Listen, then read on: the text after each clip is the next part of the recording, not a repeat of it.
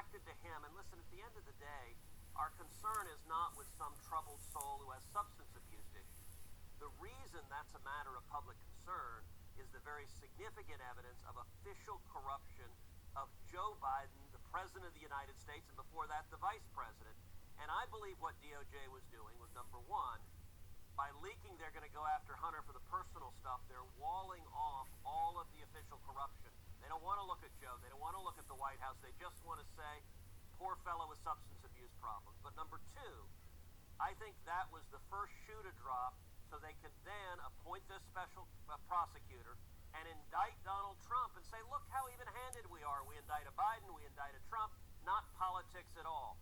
This is 100% politics. In over 2 centuries of our nation's history, this has never happened. Banana republics do this. Banana republics, when one party gets in power, turn around and prosecute their predecessors and try to lock them up and put them in jail. Now Joe Biden is trying to turn America into the Democrat equivalent of that, and it's wrong. Y'all have been lighting up the chat about it. I said there's a 9mm bullet lodged in my kitchen now. I can't say I'm surprised this happened after the wave of doxing and threats made against us. I can't reveal too much of the details about what happened, but this morning I got word that my house had been, I don't know what the right word is. Burglarized is the legal term. It was a random occurrence. Considering we've been swatted so many times, considering we have active threats, and the far left has been posting, let's just say posting an address that they believe is my house, it's not, on the internet excessively, the first thing we thought was, seems like it may be random or localized, and then after going over the scenario, talking with some individual security, for instance, we were like, okay, actually, it seems like this might actually be political, because the things we would expect from a burglary, a typical burglary in the area, didn't happen. The property in question is large with multiple buildings on it, and without giving too many details away, we ultimately concluded that your typical robbery wouldn't occur in a situation like this.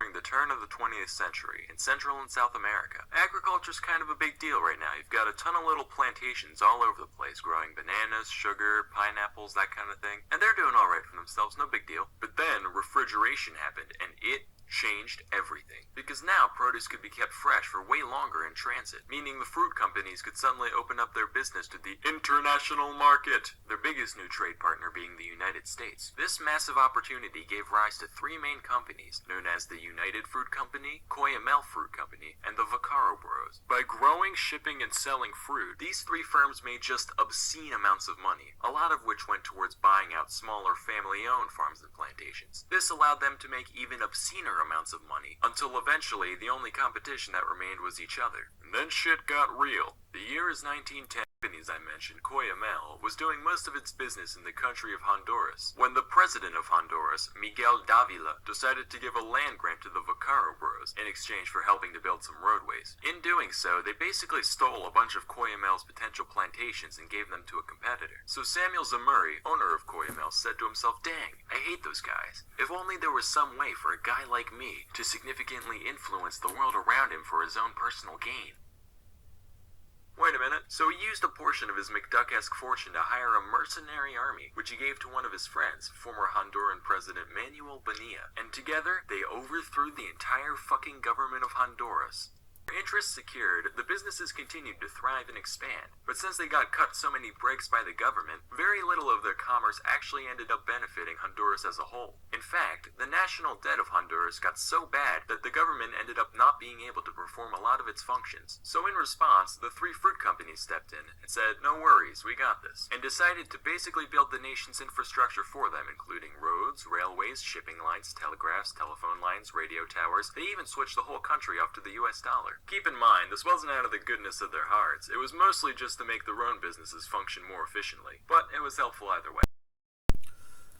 The systems of the banana republics are actively being reproduced for the United States, such as Scalia's developments through the disillusionment of systematic laws as precedent, qualifying their ability to replace the American historic position as they engage in their voter fraud in order to change American laws into Confederate laws under the mechanism of the banana republic systems in the favor of those who have been wizard communist promoted under the function of their loyalties under the Confederacy, at which point their position as KKK terrorist insurrectionists are the hired militia in question, or the subcontractors or contractors deliberately in collaboration with the Confederate loyalties under the misunderstanding that they are functionally American government, which are protected by the Confederate policies under the parasitical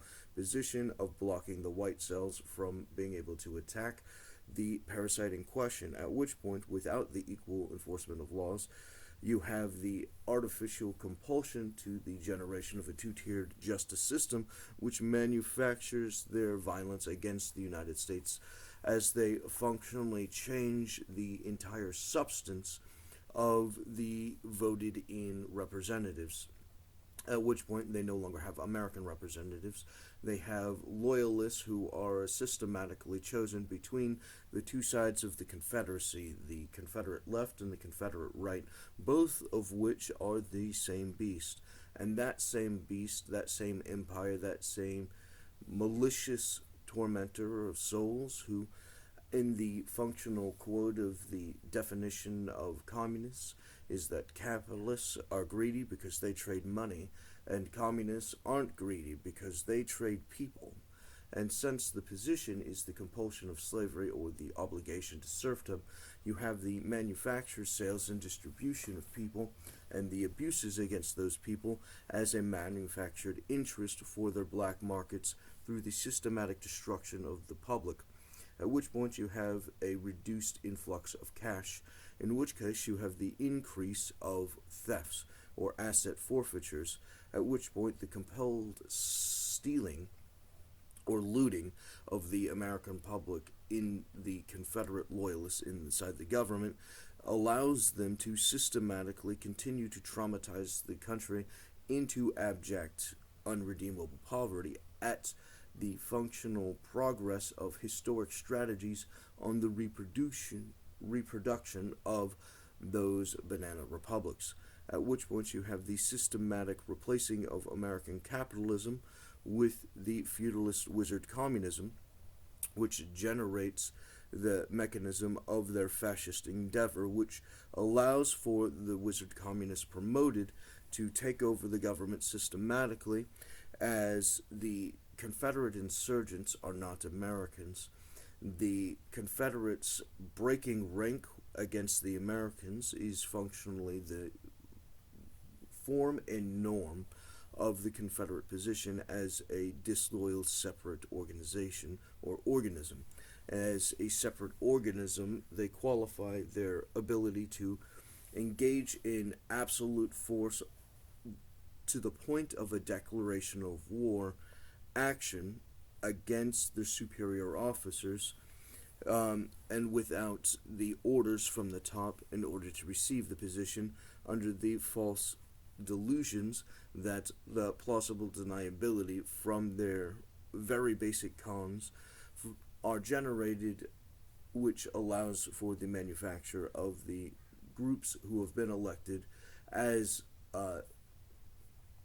useful idiots, qualifies their ability to systematically tear the system apart, in which case the only real law is loyalty to the Confederacy in its destruction of the Americans, allowing for the consumption and eradication of the American powers and wealth, which is a historic position from those engaged in the Great Reset, which have the systematic interest in selling the destruction of the Americans' exclusivity or superiority, or having to be tolerated as a superior entity above the collective organization of those behind the wizard terrorism, which has manufactured the two world wars and many of the other world tragedies, which are the systematic mechanism of their predetermined world history, which they are actively investing into its enforcement, at which point the collapse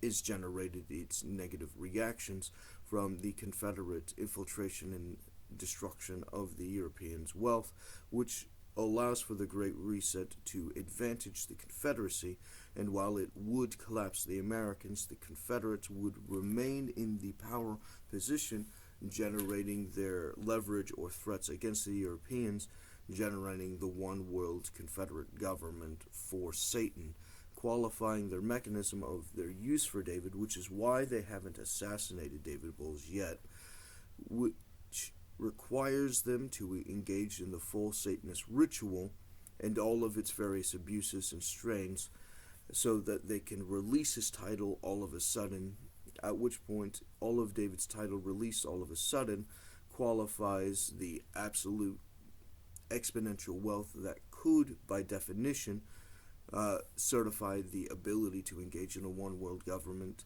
if that was a particular interest.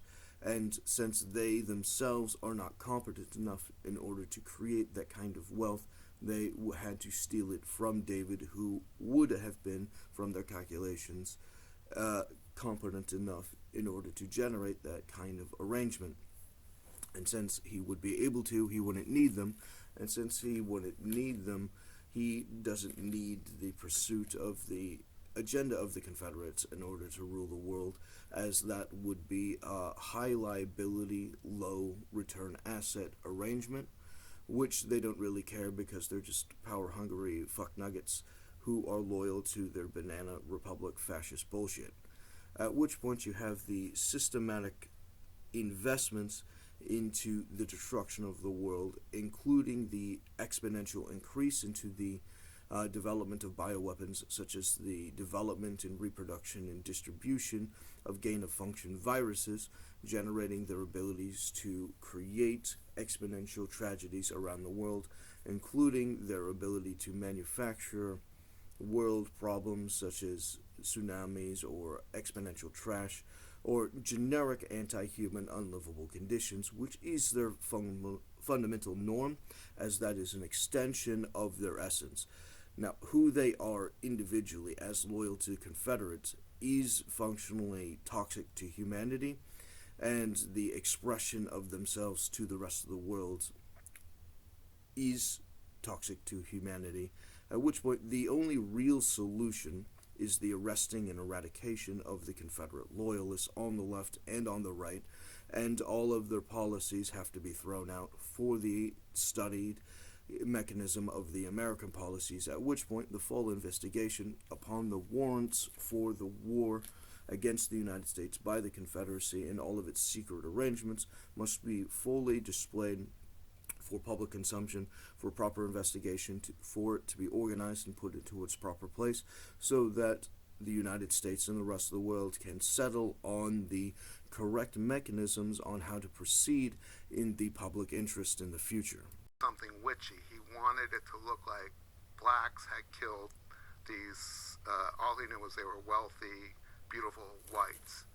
And he wanted to ignite the race war, because if the Panthers got blamed for these murders, then the police would crack down on them, they'd revolt, the revolution would happen, it would spread across the whole world, and then when it was over and the blacks had prevailed, they were too dumb, Manson believed, to be able to run the world. That's when he would come out with his followers of their hole in the desert and take over the planet. Now, CIA and intelligence operations such as MK Ultra and COINTELPRO include the mechanism of generating the Manchurian Candidate, which includes their ability to engage in the nerve hacking for the overthrow of the person and their mind, at which point the mind of the person having been subject to them could be harassed into the mechanisms. Now, I think it was the Zodiac killer who would have gone to one of the like Harvard, and then received the harassment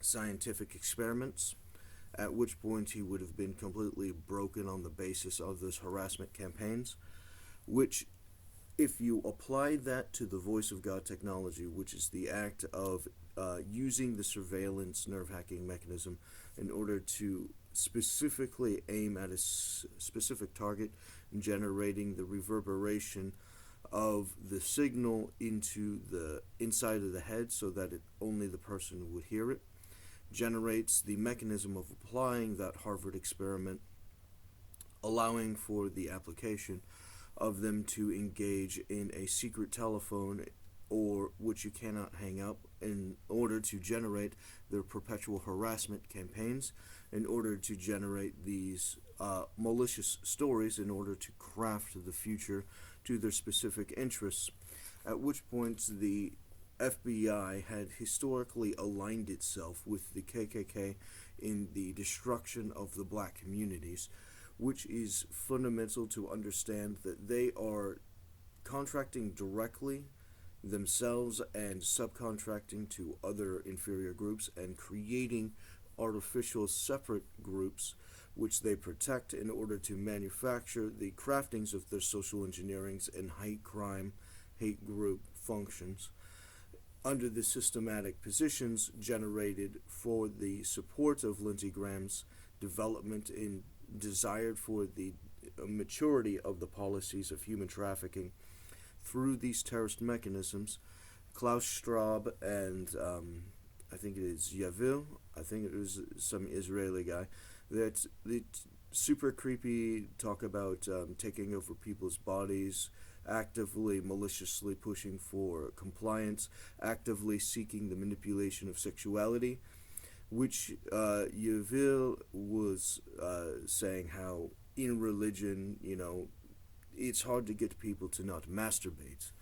And, if you can get people to stop masturbating, then this is going to be great for your religion because, religion's known about being compelled to a thing over the non-occultist version of religion where it becomes self-discipline, at which point the compulsion is the use of control and the normalization of the use of control under the Learned Elders of Zion protocols, which is a mechanism in order for them to develop for the excuse to attack the Israelis, which they have in David's record. Their assumption that the original arrangements, David's progress would have, on the maturity, when he would have been in the obstructed contracts, making his treaties as a country. In Europe, the Nazis would have made these types of triggers in the alternative, and they would have invaded Israel, and they estimated from the very beginning that if they did not have control of David's character, then David would destroy the Nazi vessels inside the Mediterranean ship, protecting Israel from the slaughter, which would trigger the war on terror mechanisms of the seeking for eradication around the planet of the Jewish race, which is the active war on David objective. Their primary interest is turning David into a compliant Thor for the eradication programs. As subject to their agenda, he would primarily just be the most powerful member of their system, at which point their artificial intelligence generating the calculation that David Bowles is a catastrophic threat to Confederate interests against the international agreement and order, especially his loyalties from the projection to the United States Republic under the Constitution, generates their position that he had to be completely under their control and that they could create the Antichrist by releasing his title all of a sudden, generating the ability for them to replace him with their own agents using his equipment, at which point the operation would happen as normal, at which point the survival of those peoples who have been targeted under those plans requires David to maintain full control over his person and his title for the complete release without coercion or tampering or subversion as a minimum for their survival, as the primary force in control of the equipment is planning their complete eradication, and the systematic compounding positions requires the general observation of who the intelligence operation are loyal to, at which point you have the mechanism of the complete domination of people in order to create the serfdom mechanism, at which point the abject slavery and plantation terrorism allows for them to engage in the removal of people's independence in order to make them objectively poor in subject and needing the banana republic structure in order to facilitate their loyalty and control over it, at which point they can conduct their reduction of the population to the 500,000 or to the 50 million or whatever their particular interest is, depending upon what level or tier you get to their planning for their organization. Depending upon, it might change based upon which druid leader takes over or not, but in all of those scenarios they have systematic arrangements for large slaughtering of people around the world, at which point you have targeted groups who have been labeled already by their clan member terrorists, such as their sergeants and their supporting mechanisms, who have infiltrated the mechanism of the United States military, which consistently push the propaganda position of their targets for the compulsion to the wars against those systems, which are only checked by the American public not complying with the order to their lieutenants disloyal to the United States, at which point their consistent propagandas, such as their use of the Cold War, systematically puts the Slavic peoples on the slaughter list, amongst other groups such as the peoples in the Middle East who have been put on the slaughter list, which, as previously discussed, will include the Israelis, in order to make the excuse for the white nationalist extermination of the Jewish race. And all they have to do for this to happen is to gain the compliance of Jews and the Israelis in general, in order to use them in the creation of compliance with their development of those protocols, similar to how the FBI, loyal to the Nazis, created the Nazis in Germany and created the situations in secret in order to agitate the Germans in order to kill off the Jews.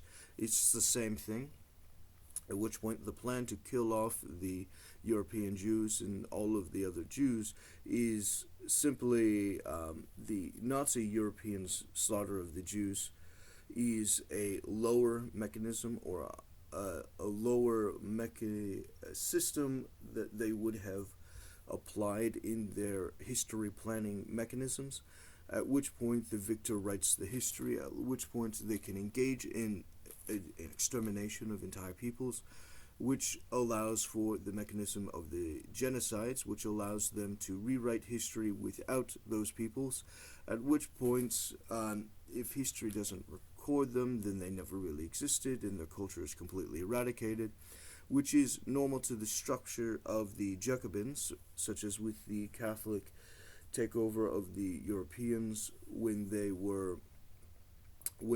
targeted a foreign religion structure, such as the Druid structure. When they betrayed the Druid structure, they burned a bunch of their books. When they went into South America, they destroyed a bunch of the artifacts, stole a bunch of the artifacts. They manufactured the eradication of their histories to engage in the prevention of an alternative to them, at which point you have a boastful leader, which generates the self-promotion of their centralized authority as the primary mechanism of being the mouthpiece, which you need to approach in order to be able to speak with God. At which point, if you have a limitation of access, you have complete control, and thus you have a mechanism of extortion, which is the functional agreement in the Banana Republic structure, which they have systematically been arranging. In his kitchen, where he's screaming and cursing at me and saying he's going to hurt me like I've never been hurt before, and he's going to sue me for hundreds of millions of dollars. It's crazy. Well, when you get to the end of the book, you'll see the outcome of that day and what happened when he's begging me. He's saying he'll give me a quote on the cover of my book if I don't publish this stuff. And then when I wouldn't agree to anything, then the lawsuit threats started happening. So I naively I didn't think he was going to break down and say I was working for someone else. I had no choice. Right. But instead, he was evasive, threatening, screaming, denying. He had 2 recorders. I had 2 recorders. He went off the record every 2 minutes. So we'd have to turn off all the recorders, and Vince was not turning his. I'm like, Vince, you didn't turn yours back. Oh, no, you didn't turn it off. Wait, and no, that's my recorder. No, this is yours.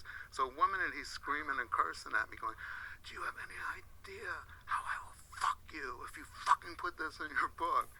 And then the recorders go back on, but sometimes they were already on because we couldn't keep up with all the off the records. Jesus. Then when I got home that night, so I walk out of the house 6 hours, exactly almost 6 hours, just like the first time 6 years earlier.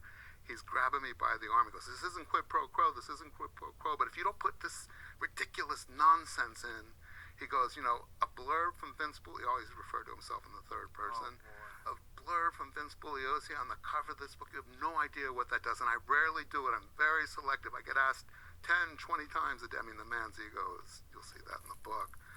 Then I get home that night, there's messages, call me, and he called me, I think it's a week and a half, almost every day. The next morning, a few days later, trying to, he would bully me, and then he'd say, no, you know, look at what this is going to do to my family, my kids, and all that. Went on and on and on. But So you had to be very excited by that, knowing that, like, this is, oh yeah, there's no reason for that guy to react like that unless you had him. I know, and then He knew. yeah. So a year later, not a year later, he said, when we finally, he goes, at the very last phone call, which was a week and a half later, he goes, so you're really going to go ahead and do with this? Go ahead with this. I go, Vince, I'm going to report what I have. I go, if you want. At this point, I had lost, the magazine deal had ended. I had sold the book.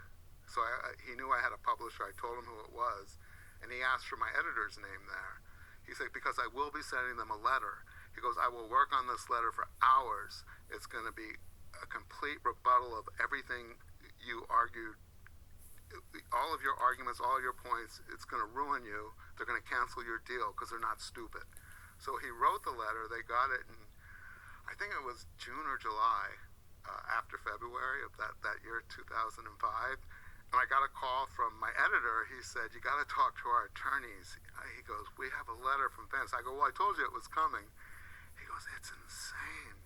It's 34 pages, single space with 50 pages of attachments. And he goes, I've never seen anything like this. So he said, talk to the attorney. So they sent me over to the attorney. And he said, my first question, I'd never met the guy before. He goes, my first question for you, O'Neill, is he suffering from dementia? He goes, I was a law student during the trial. And he goes, I follow that trial every day in the paper. I've read Helter Schelter. He was brilliant. He goes, I can't believe the person that wrote this letter wrote that book. So maybe you were dealing with somebody who was impaired. I said, he's mentally ill. And I have a lot of proof of that in the book. It's not dementia. I go, he's finishing his magnum opus, a 20-year effort to write a book rebutting the critics of the Warren Commission about the Kennedy assassination. I go, he's got a book coming out, a tour, and sure enough, you know, he wrote, I think, 2 or 3 more books after that. I go, I caught him. He goes, all of his arguments don't make sense. He's contradicting himself. The letter goes off in a directions that it sounds like it's written by a madman. And I go, is it going to inhibit us? He goes, oh no, we're opening the champagne here. I mean, he wouldn't write a letter like this unless you got him. Yeah. Well, that's what makes sense. 50 pages of attachments? That was the first letter. Then, about 6 months later, another letter. I think there were 4 total. I quote some of them in the book. It was not... The motive, though, to get back to the motive, yeah. So the official motive was a double. I mean, Bugliosi said in his closing arguments that the main motive was to ignite Helter Schelter, race war. The sub-motive was to instill fear in Terry Melcher because he had rejected Manson. Right. So you're saying, well, then if it wasn't those, then what was it? Right. All right. If you look at the COINTELPRO objectives, which was to diminish to neutralize the left-wing movement, to make them look horrible, evil, bad, and this is what drugs are going to do to your kids. The kind of outcome that this these murders had was to make the hippies the boogeyman. I mean, the biggest boogeyman in United States history, I don't know forever, but at least until the 70s, became Charlie Manson. And when Manson and his family were identified as suspects the first week of December '69, I mean, it was like earth-shaking, because all of a sudden nobody knew who had committed the murders, that the case was open from August till 1st of December. You have photos on the front page of every paper in the world of these hippie women, nursing children, living communally, who were accused of these horrible, brutal slayings. And the argument was, and what the reporters were reporting was, they had gone crazy on LSD and free love and the hippie ethic. And that was the same thing Chaos and COINTELPRO were trying to do. They were trying to damage the youth revolution, the youth movement. Why do you think they targeted that house, though? So J. Edgar Hoover, when he had the COINTELPRO operation, he wrote an LA agent wrote a memo to Hoover saying what we have to do. This is when they were mostly battling the Panther, trying to neutralize the Panthers in LA, was go after the whites, the elite whites, the Hollywood whites who were supporting the Panthers. There was something called the White Panther Party that began in LA 67 or 68. Jane Fonda, Warren Beatty, Cass Elliot.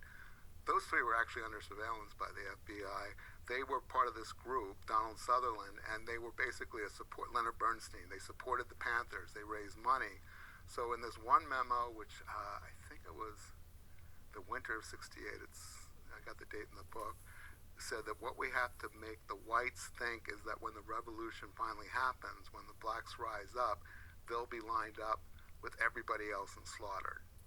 So if you look at that memo, that was part of their operation, which was they did it by sending letters, making the whites scared. So that, I hate to speculate, but I think people will draw that conclusion if you read the book, that this could have been a Chaos or COINTELPRO operation to turn the world, the nation, the culture against hippies, the left wing, the Black Panthers.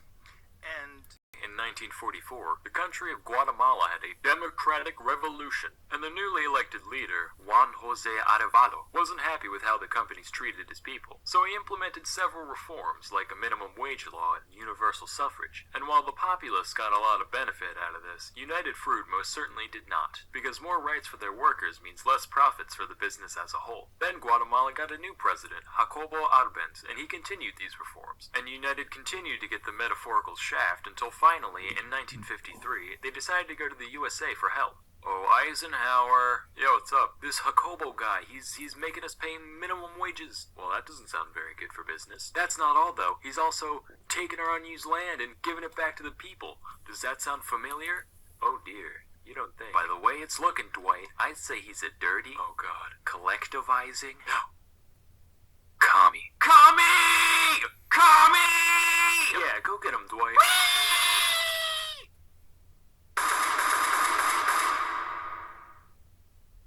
Holy shit, you actually did it. World Star! And from that point, the CIA's MK-Ultra systems, such as their experiments through the use of radio waves or extra frequency types, which would advance into the Ryan Paul's nerve hacking approval system as the Speaker of the House, which is terrorism in expo facto as a Confederate alteration to the American policy in favor of the system, is at its roots the systematic experimentation on the mind, which is the act of sorcery. Sorcery is pharmakia, which is the use of the application of the alteration of minds, which is used as a function of fraud, primarily through the function of government applications. So the sorcerers or wizards in question, historically throughout the Bible, would be those who would be in power, who would be able to pull the frauds over the people, in which case you generate the mechanisms of artificial control through these systems. Now, the application of feeding the targets the LSD allows them to expand the variation of the subject, at which point you cannot criminalize a thing that you have legalized. The function has to not subvert the spirit of the law, at which point the CIA's absolute control in manufacture and distributions on a permanent arrangement of the LSD and other arrangements as a mechanism of their sadist entertainment qualifies their constant access to all variations of drugs, which actively is applied to the general public, which allows for the development of their missions or quests, allowing them to systematically acquire their social engineering positions, including those who are willing to purchase it, which is the functional increase of profits for the black market, which is similar to how they applied, prohibition. The prohibition from the FBI and OS, I believe it was, generated their aggression against alcohol, and their prohibition and aggressions against alcohol created a state of lawlessness for alcohol, which made it unsafe and unsupervised, and since the public wasn't going to give it up, it became a hyper-position which allowed them to corner the market. So when alcohol was finally legalized, those in control of the mafia mechanism of the FBI loyalists were able to corner the market, generating their exponential profits for the large trade, which was only possible by the non-competition contracts of hiring a militia in order to destabilize the competitors through the demonization and false criminalization of the target product, which allows them to corner the market and exponentially profit. At which point you have the systems of their false morality, which is just a con of synthesis. It's the arrangement of the antithesis and synthesis of the generation of their ability to create the end conclusion as the ends justify the means. So they're willing to conduct any injury against the public in order to generate their wizard communism of their predetermined centralized funneling of all money, such as the reserves position of the exponential compounding of debts, which allows for the general public who almost didn't need the Federal Reserve anymore on the basis of having positive returns on currency, which is the negation of the debt system into positive currency. And the destruction of this positive currency was necessary to their system, at which point they actively arranged for their systematic mechanisms to collapse the American society into the Great Depression, creating the Nazi problem, which generated their ability to reinstate their redistribution of wealth towards their centrally planned economy members. Those who are approved for the centrally approved profits are the ones all of the money's filed to, at which point the bankers and schemers, which Hitler was specifically concerned about, was in reality conducting those same operations in the United States, and they were specifically being enforced under the agreement of those who were loyal to the Nazi system in the FBI and others, as those who were racist against the Jews and other Nazi propaganda mechanisms were actively, functionally a collaborator with the mafia of the Jekyll Island conspiracy in order to illegally create the Federal Reserve, as the Rothschild Jewish community is being exploited by the Rothschild mechanism according to those arguments, qualifying their ability to collaborate in the destruction of the target communities which otherwise would have aligned with them, at which point you have the exploitation and destruction of the intentional cooperation and approval of their satanic mechanisms, in order to engage in their abuses against the general public, which allows for the systematic breakdown of the society into the predetermined banana republic through the original mechanisms, which is primarily sorcery and fraud, at which point you have the implementation of taking or stealing from the general public from the broad in centralizing it, at which point the centralizing of collective profits allows for the unstabilized public to need the communist-derived big businesses in question, approved of by the Federal Reserve Wizard terrorist organization, allowing for their obligation to compel by force the use of anarchy, which is the state of lawlessness without defense, in order to engage in their KKK terrorism, which is their coercion and corralling of the general targets, which allows for the compulsion to serfdom under a feudalist structure, which moralizes the position of the genetic guilt, at which point those who will be slaughtered and those who will be compelled to work is reflected in the death camps and the work camps of the Nazi Germans, who were provided the blueprints and paid for, which created the Great Depression by delivering those funds. At which point, Lindsey Graham's position of the normalization of the false legalization of the use of concentration camps for the targeted communities for any reason, without remedy, qualifies the Confederate systematic arrangement of the filing and rearranging and eradications and serfdom of the American public into the compulsion servitude, similar to the prison structure today, as those who are not guilty of anything except being targeted will be the ones manufactured into the arrangements, and those who are deemed the outside group for the human sacrifice system can be slaughtered for the sacrifice to Satan, which manufactures the development of their actual state-funded religion, allowing for the systematic oppressions of the general world, at which point you have the one world government under Satan, which is at its maturity a fascist dictate under a banana republic, which is systematically the collaboration with the businesses who have been centrally planned and the government, which has selectively chosen them and can revoke their privileges at any time, at which point you have the absolute domination of anti-human society.